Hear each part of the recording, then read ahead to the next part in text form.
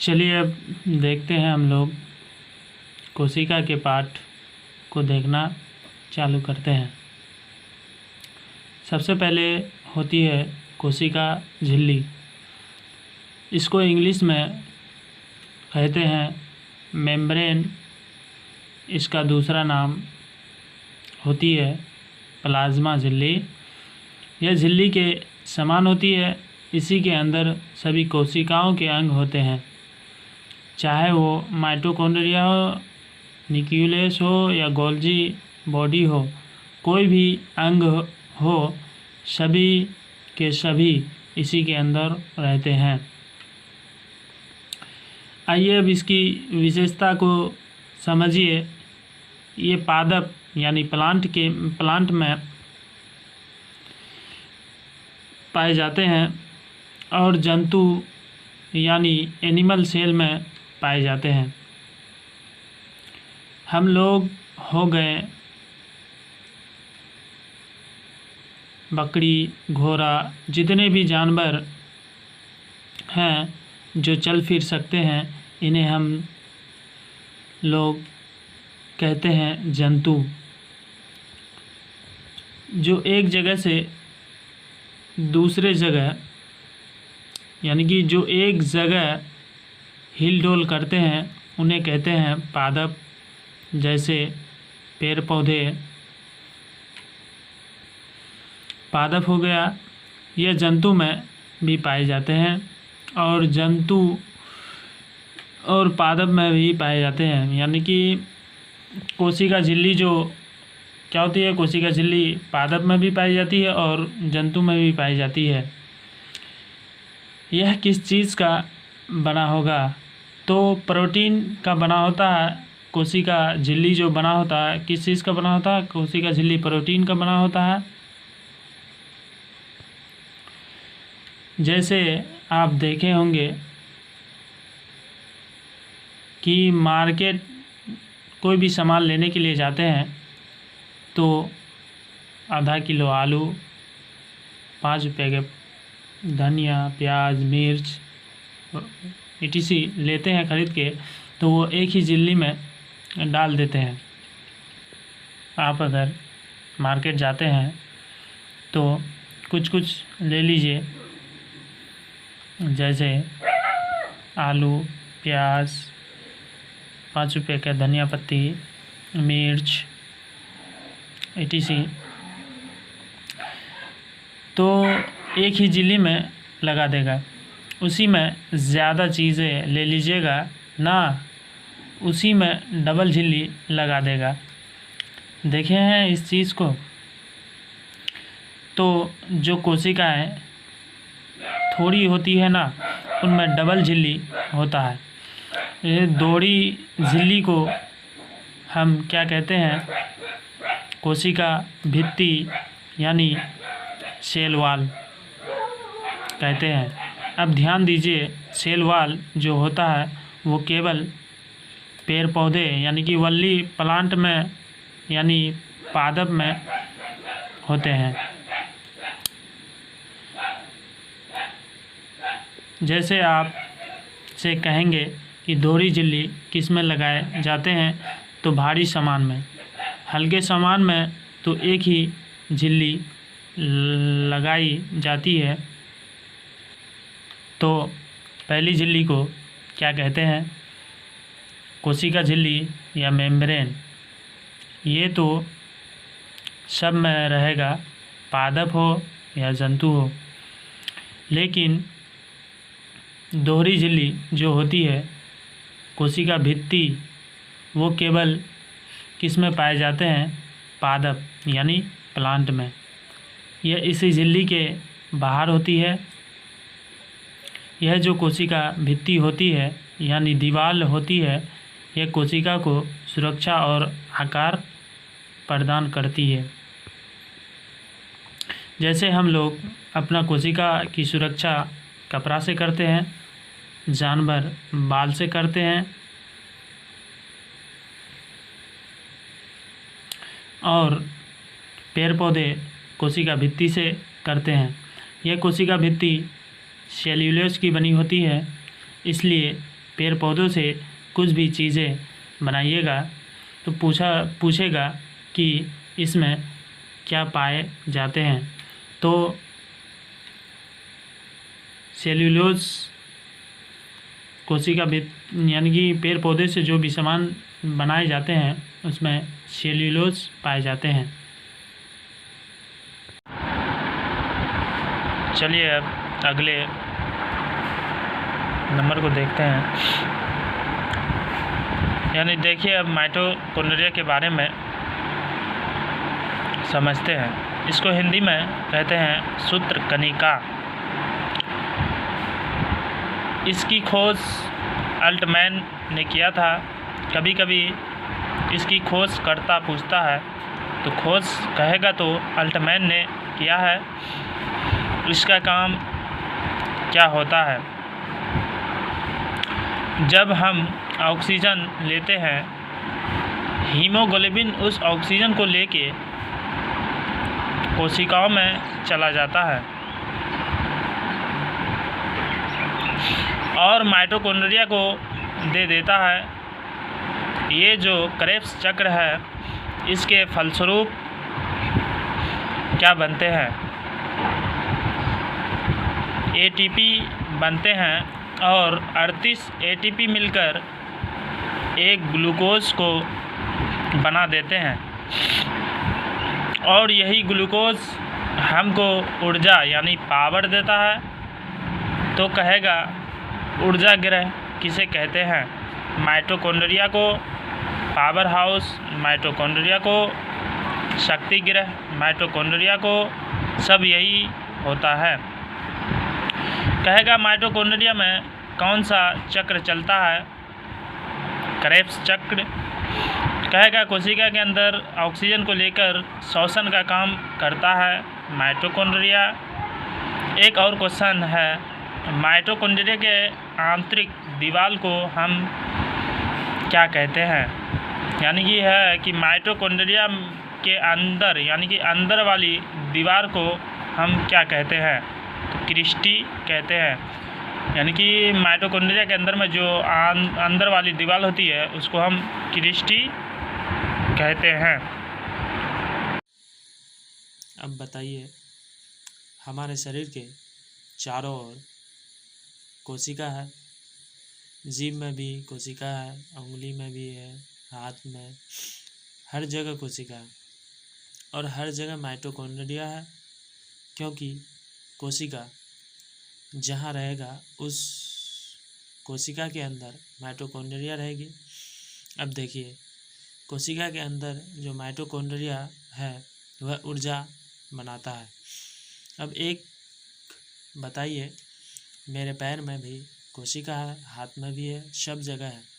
जो आदमी दौड़ रहा है यानी धावक है, उसको सबसे ज़्यादा पैर में ज़रूरत है। जैसे मान लीजिए हम आपको पढ़ा रहे हैं, हम आपको क्या करें, पढ़ा रहे हैं, हमें सबसे ज़्यादा ऊर्जा जीभ यानी कि जीभ को ज़रूरत है। तो कोई मान लीजिए सिलाई कर रहा है या बैडमिंटन खेल रहा है तो हाथ में ज़रूरत है, यानी कि सबसे ज़्यादा ऊर्जा किस में ज़रूरत है? हाथ में होगा। हर जगह किसी को ज़रूरत पड़ती है ऊर्जा की, किसी को ज़रूरत नहीं पड़ती है। जैसे हम यहाँ पढ़ा रहे हैं, हमारे जीभ है, जीभ यानी कि जीभ से ही बोलते हैं, तो जीभ को हमारे शरीर के जीभ को क्या है? ऊर्जा की ज़रूरत है। तो कोशिका यानी कि कोशिका ही क्या करती है? ऊर्जा बनाती है। तो चीज़ माइटोकॉन्ड्रिया की मदद से क्या कोशिका ही ऊर्जा बनाती है? किसके मदद से? माइटोकॉन्ड्रिया के मदद से। यानी कि पैर इतना लंबा है, उसमें कोशिकाएं ज़्यादा है और ज़्यादा बनेगा तो एक आदमी चाहिए ना पूरा ऊर्जा को खखोर के लेकर आए कहाँ तक? जीभ तक। कि भैया इसको यानी कि जीभ को ज़्यादा ऊर्जा की ज़रूरत है, वो कहाँ से? वो पैर से खखोर कर कहाँ तक लाए? जीभ तक। यानी कि पैर की कोशिकाओं से जो ऊर्जा है वो खखोर के कहाँ तक लाए? जीभ तक लेकर के आए और जीभ को लाके दे दिए। इस परिवहन करने वाले का नाम ही गोल्जी बॉडी है। इसकी खोज कैमिलो गोल्जी ने किया था, इसलिए इसी के नाम पर हो गया है। यह परिवहन करता है जहाँ प्रोटीन कम ज़रूरत, वहाँ प्रोटीन को उठा के जिसको ज़्यादा ज़रूरत होती है उसको दे देता है। उसी तरह ऊर्जा की जहाँ कम ज़रूरत होती है तो वहाँ से उठाकर जिसको ऊर्जा की ज़्यादा ज़रूरत होती है, मान लीजिए जिस तरह से मान लीजिए कि कोई दौड़ता है तो दौड़ने के पश्चात तो ऊर्जा की ज़रूरत सबसे ज़्यादा किसको है? पैर को। तो वो शरीर के किसी भी अंग से ऊर्जा को ला करके वो पैर को दे देता है, उठा के ज़्यादा ज़रूरत वाले को दे देता है। यह है पूरे शरीर में ऊर्जा में बैलेंस बनाकर रखता है गोल्जी बॉडी। चलिए अब अगला देखते हैं, वैक्यूल्स यानी राजधानी। हमारे शरीर में 65% पानी है, यानी अगर कोई 100 किलो का आदमी है यानी एक कुंडल का हो तो उसमें 65 किलो पानी है। कोई सोचेगा कि पेट में इतना पानी कैसे गया? पेट में पानी नहीं होता है। पेट में तो एक ही या 2 लीटर जो हम पीते हैं वही पानी होता है। सारा पानी वैक्यूल्स में रहता है। हम लोग जो जंतु में आते हैं यानी एनिमल सेल में वैक्यूल्स छोटा होता है, पेड़ पौधा का वैक्यूल्स बहुत बड़ा होता है। शरीर में 65% पानी होता है जो कहाँ स्टॉक किया गया है? वैक्यूल्स में। यहाँ दिया हुआ है राजधानी यानी कि वैक्यूल्स। इसे जल संग्रह यानी कि जल संग्रह का मतलब क्या होगा? जहाँ पानी जमा होता है उसी को जल संग्रह कहते हैं। देखिए अब तारक काय यानी सेंट्रोसोम क्या होता है? इसका खोज किसने किया था? बोबनी नामक वैज्ञानिक ने किया था। इसका क्या होता है यानी इसका काम क्या होता है? कोशिका विभाजन। एक्चुअली आप लोगों को क्या लगता है कि कोशिका विभाजन मतलब कोशिका टूट जाना? गलत बात है। कोशिका विभाजन मतलब होता है एक कोशिका टूटकर 2 कोशिकाओं का निर्माण करना। इसका मतलब एक था टूटकर 2 बन गया, वो तो पुनर्निर्माण हो गया और बढ़ गया। पुनर्निर्माण का काम कौन करता है? सेंट्रोसोम। ये सेंट्रोसोम किस में पाए जाते हैं? लीवर में, इसलिए पुनर्निर्माण कर लेती है। सेंट्रोसोम नहीं पाया जाता है ब्रेन यानी न्यूरॉन में। ब्रेन में नहीं पाया जाता है, इसलिए ब्रेन टूट फूट होता है तो जल्दी ठीक नहीं होता। अब याद रखिए, अगर ये कोशिकाएं विभाजन बहुत तेज़ी से हो गया तो उसी को कहते हैं कैंसर। कैंसर कोई बीमारी नहीं होता है।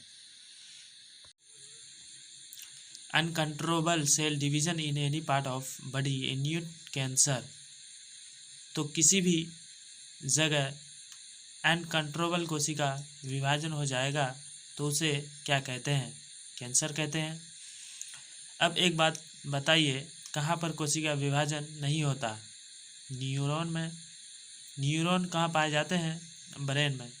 यहाँ कोशिका विभाजन नहीं होता है तो इसका मतलब ब्रेन में कैंसर नहीं होना चाहिए। तो फिर भी ब्रेन में कैंसर हो जाता है। ब्रेन के कैंसर को ब्रेन ट्यूमर बोलते हैं। ब्रेन के कैंसर को यानी कि ब्रेन में जो कैंसर होता है उसको क्या बोलते हैं? Brain tumour. क्यों? तो देखिए, जो ब्रेन होता है इस ब्रेन में 90% न्यूरॉन पाया जाता है। 90% क्या पाया जाता है? न्यूरॉन पाया जाता है जिसमें कोशिका विभाजन नहीं होता, लेकिन इसी ब्रेन में 10% ग्लियम सेल पाया जाता है और ग्लियम सेल में ये सेंट्रोसोम उपस्थित रहता है। तो यही सेंट्रोसोम ब्रेन के 10% वाला भाग यानी ग्लियम सेल को कंट्रोल के बाहर विभाजन कर देता है। तो ब्रेन में भी कोशिका विभाजन तेज़ी से हो जाएगा। ब्रेन कैंसर हो जाएगा तो कहेगा ब्रेन किस चीज़ से बना है, तो 90% न्यूरॉन सेल और 10% ग्लियल सेल से बना है। न्यूरॉन सेल में कैंसर नहीं होता है, ग्लियल सेल में कैंसर हो जाता है। इसलिए पूरे ब्रेन को वो घेर लेता है और पूरे ब्रेन को। चलिए अब समझते हैं हम लोग अंतःपर्दरवी जालिका यानी इंडोप्लाज्मिक रेटिकुलम, शॉर्टकट में इसे ER कहते हैं। अंतःपर्दरवी जालिका कोशिका के अंदर एक कंकाल का काम करता है। जिस तरह आपके घर में पिलर होते हैं, बीम दिए गए हैं, उसी तरह कोशिका के पिलर दिए गए हैं ताकि कोशिका पचके नहीं, पचक जाएगा तो दिक्कत होगा। तो यह आंतरिक कंकाल का काम करता है और आंतरिक सहायता देने का काम करता है। कौन? Endoplasmic reticulum. इंडोप्लाज्मिक रेटिकुलम 2 प्रकार के होते हैं। ध्यान से समझिएगा, इसी का 2 पार्ट होता है, प्रकार नहीं होता है। एक हिस्सा प्लेन होता है और दूसरा हिस्सा खुरदुरा होता है। जो प्लेन होता है वो स्मूथ यानी कि जो प्लेन होगा वो स्मूथ यानी कि ER मतलब इंडोप्लाज्मिक रेटिकुलम। तो ये पूरा इंडोप्लाज्मिक रेटिकुलम जहाँ प्लेन है एकदम चिकना है, उससे क्या कहते हैं? स्मूथ। अब ये स्मूथ वाला क्या बनाता है? वसा मतलब तेल एवं चर्बी। चर्बी स्मूथ रहता है, चिकना रहता है। यहाँ लिख दिए हैं कि स्मूथ, यहाँ लिख दिए हैं कि स्मूथ ER क्या बनाता है? वसा का निर्माण करता है। देखिए, जनरली कहा जाता है, जनरली कहा जाता है जो रफ यानी कि इंडोप्लाज्मिक रेटिकुलम प्रोटीन बनाता है, तो रफ वाला खुरदुरा हुआ क्योंकि इसके ऊपर छोटे छोटे धब्बे पाए गए थे जिन्हें हम कहे थे राइबोसोम। क्या कहे थे? राइबोसोम। ये जो रफ ER होता है ये प्रोटीन का निर्माण करता है। देखिए, इसी भाग को क्या कहते हैं? स्मूथ। स्मूथ मतलब चिकनापन, और स्मूथ ER ये जो भाग है इसी को हम क्या कहते हैं? स्मूथ यानी कि चिकनापन। ये जो होता है ये कई प्रकार के धब्बा पाए गए थे, इसीलिए इसको रफ कहा गया था, रफ ER। तो रफ ER को क्या कहेंगे? राइबोसोम। राइबोसोम के बारे में समझते हैं। राइबोसोम का खोज पालेडे ने किया था। राइबोसोम प्रोटीन का निर्माण करते हैं। देखिए, राइबोसोम का जो खोज किया था वो पालेडे ने किया था। ये प्रोटीन का निर्माण करते हैं, इसलिए इसको प्रोटीन फैक्ट्री कहते हैं। देखिए, राइबोसोम को 2 भागों में बांटा गया है according to sedimentation coefficient. Sedimentation coefficient का मतलब एक तरह से कहिए कि आकार को बताता है। कौन बड़ा है कौन छोटा है, सेडिमेंटेशन कोफिशिएंट के आधार पर हम आकार का निर्धारण देखकर साइज के हिसाब से नहीं करते हैं, बल्कि एक लिक्विड यानी एसिड में दो चीज़ों को डाल देते हैं जो पहले नीचे गिर गया, हम ये मान लेते हैं कि वह बड़ा है। सेडिमेंटेशन कोफिशिएंट के आधार पर आई होप आप समझे होंगे कि सेडिमेंटेशन कोफिशिएंट किसका ज़्यादा है। अगर आप वो साइज़ में बड़ा तो सेडिमेंटेशन कोफिशिएंट के हिसाब से वह बड़ा नहीं है। जल में डालने पर द्रव में कौन जल्दी नीचे गया, जो पहले सेडिमेंटेशन कोफिशिएंट के हिसाब से वो बड़ा है। तो सेडिमेंटेशन कोफिशिएंट के हिसाब से राइबोसोम दो प्रकार के होते हैं। एक होता है 70S यानी 70S, एस यहाँ सेडिमेंटेशन कोफिशिएंट को दर्शाता है, और एक छोटा 80S यानी कि दो प्रकार यानी कि 70S और एक 80S। तो सेडिमेंटेशन कोफिशिएंट के हिसाब से राइबोसोम दो प्रकार के होते हैं। एक होता है 70S, एस यहाँ सेडिमेंटेशन कोफिशिएंट को दर्शाता है, और एक छोटा है 80S। अब आप बताइए बड़ा कौन होगा, 80S वाला या 70S वाला। यानी कि 70S वाला छोटा है और 80S वाला बड़ा होता है। छोटा वाला प्रोकैरियोटिक और 80S वाला यानी जो बड़ा है वो यूकैरियोटिक में पाए जाते हैं। एक्चुअली कोशिका चैप्टर बहुत बड़ा है, एक ही पार्ट में हम हर पॉइंट को नहीं पढ़ा पाएंगे। हम इसके सेकेंड पार्ट में आपको अंतर समझा देंगे कि प्रोकैरियोटिक और यूकैरियोटिक में अंतर क्या है, समझ में आ जाएगा। आप बस इतना समझिए, जिन्हें आप बिना माइक्रोस्कोप से देखते हैं वो यूकैरियोटिक, यानी कि जिसे आप बिना माइक्रोस्कोप से देखते हैं उसको यूकैरियोटिक कहेंगे, और जिसको आप माइक्रोस्कोप के यानी कि माइक्रोस्कोप के सहायता से देखते हैं उसको हम लोग प्रोकैरियोटिक कहेंगे। तो बताइए प्रोटीन फैक्ट्री किसे कहते हैं? राइबोसोम को।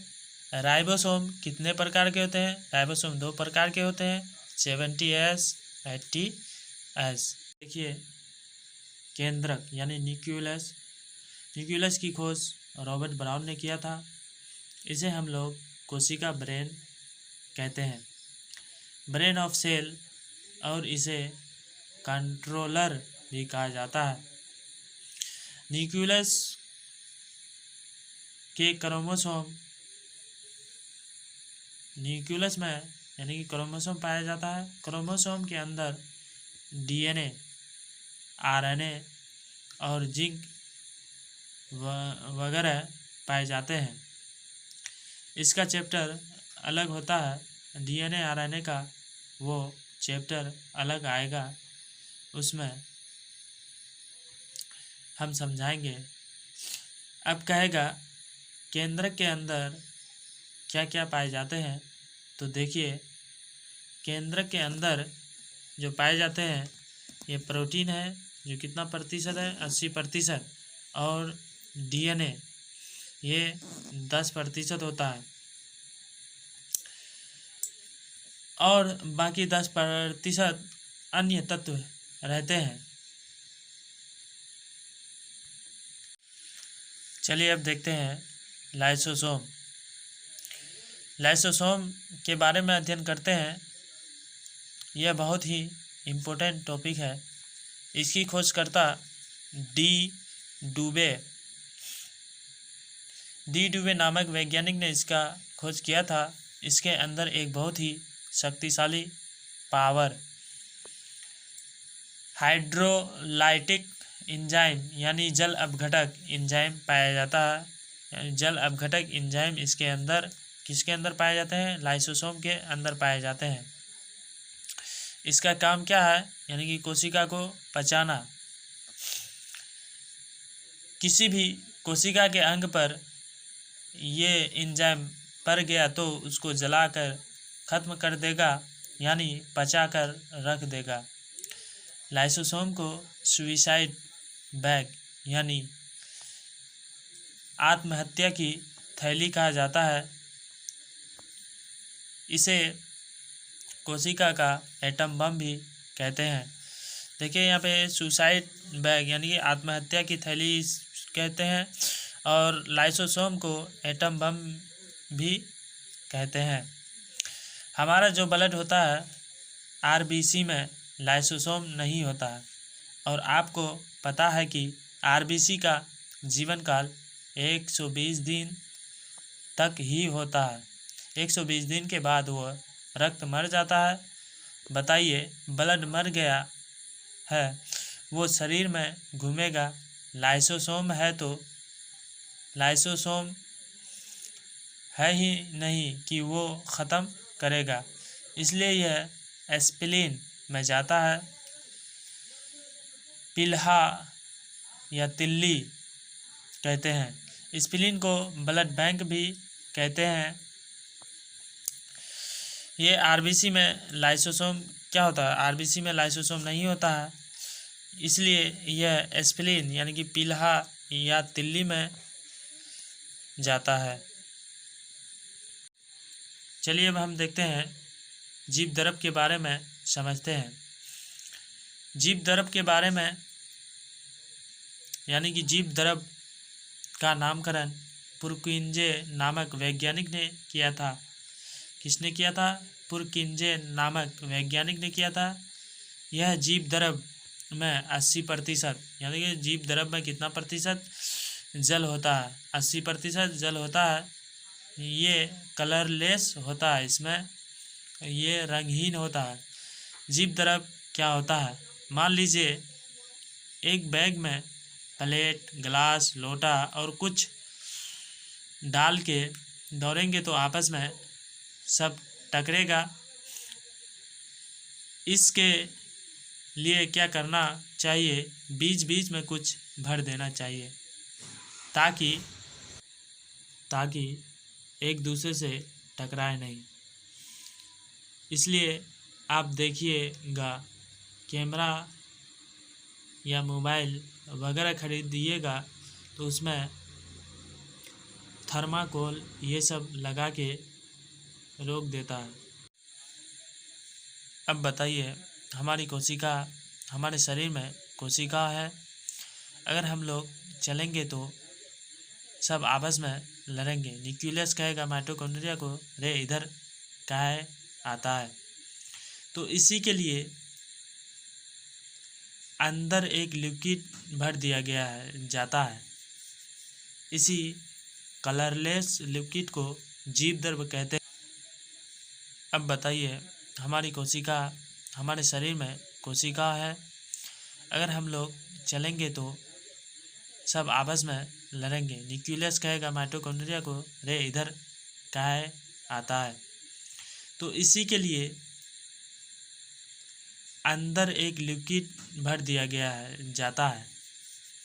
इसी कलरलेस लिक्विड को जीव द्रव कहते हैं। देखिए, इसके अंदर जो ये भरा हुआ है इसी को हम लोग जीव द्रव कहते हैं। ये लिक्विड है। इस यानी कि कोशिका को ताकि वो एक कोशिका दूसरे कोशिका से ना टकरा पाए, इसलिए उसके अंदर एक लिक्विड भर दिया जाता है कलरलेस वाला। उसी लिक्विड को क्या कहते हैं? जीव द्रव कहते हैं। इसलिए जीवन की भौतिक इकाई है।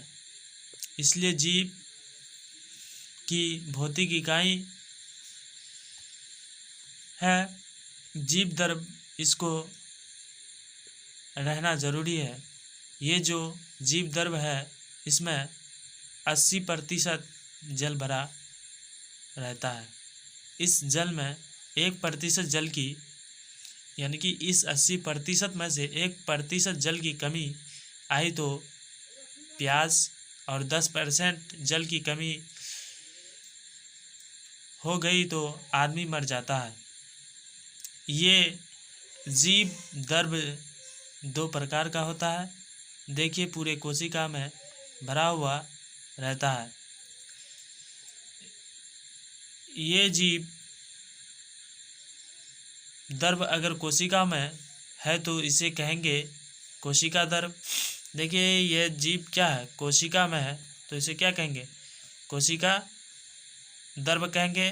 कोशिका का इंग्लिश क्या कहते हैं, साइटो, यानी कि साइटोप्लाज्मा, इसे क्या कहते हैं, साइटोप्लाज्मा। अगर न्यूक्लियस में है तो इसके अंदर न्यूक्लियस में है तो इसे कहेंगे केंद्रिका दर्भ। ठीक है, यहाँ पे केंद्रिका दर्भ है। केंद्रिका दर्भ को इंग्लिश में न्यूक्लियोप्लाज्मा कहते हैं। प्रोटोप्लाज्मा यानी जीव दर्भ, प्रोटोप्लाज्मा कौन है, जीव दर्भ है। ये दोनों जीव दर्भ के ही अंदर आते हैं, कोशिका दर्भ और केंद्रिका दर्भ। नेक्स्ट पार्ट में हम आपको यूकैरियोटिक, प्रोकैरियोटिक, जंतु कोशिका, पादप कोशिका इत्यादि में अंतर बताएंगे। धन्यवाद।